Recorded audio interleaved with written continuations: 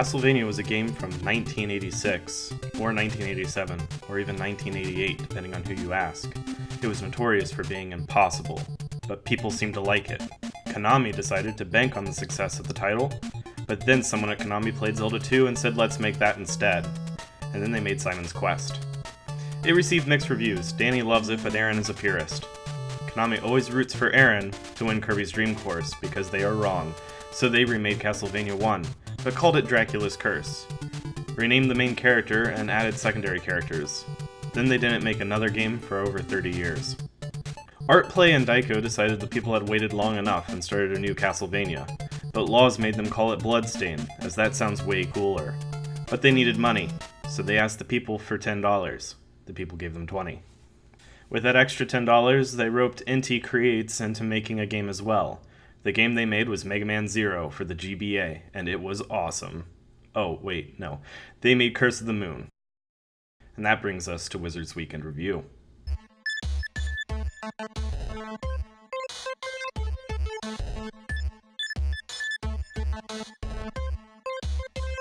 I'm gonna be straight with you. I haven't played this one yet. I haven't played this game yet. That's not what it says. That would be stupid. I'm gonna be straight with you. I haven't beat this game yet, nor have I played it on anything other than the classic difficulty setting. Even with my Switch being the perfect mobile playing device, my full-time job just doesn't give me enough time for a full review. But we're coming on 2 weeks since this game was released, and I want to have some kind of relevancy. Relevancy. The script says elephant, but I believe it means relevant. I know that it's been over a year since I've released a video, so considering how relevant I've been in the past, it feels a little bit weird trying to be here now. Also, I've played mostly in handheld mode, so my footage is limited, so sorry that's what you'll have to look at. Which is my transition into speaking about the visuals of this game.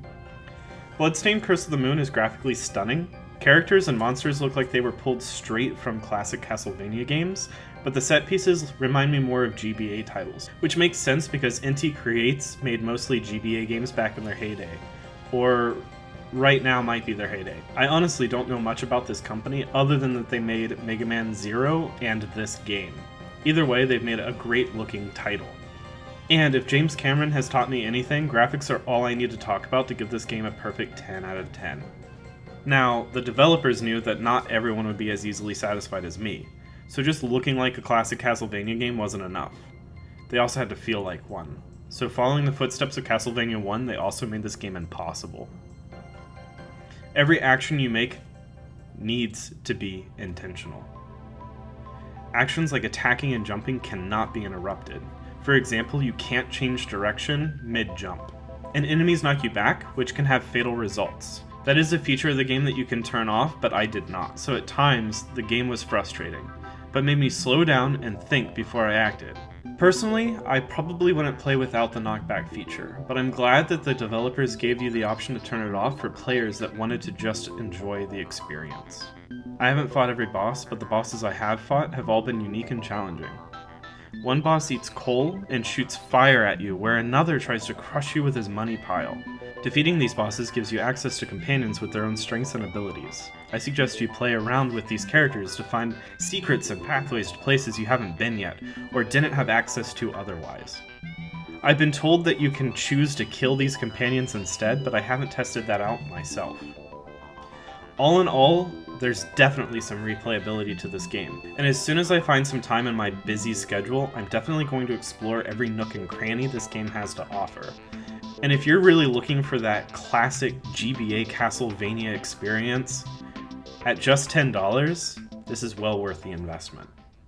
I've been Wizard Black Mage, and this has been my review. I appreciate you staying till the end. I know I don't post as often as I used to, so click that bell to get notifications when I do update. And if you've enjoyed this video, let me know by giving it a like. Also, if you'd like to give your criticisms or thoughts on Curse of the Moon, share them in the comments below. I look forward to hearing them. And until next time, keep gaming, everyone. One boss eats coal and shoots fire at you, where another tries to crash you. That's not right. One boss... One boss eats coal and shoots fire at you, where another tries to crush you with money. I mean, that's it. It's not what I wrote, but it is the truth.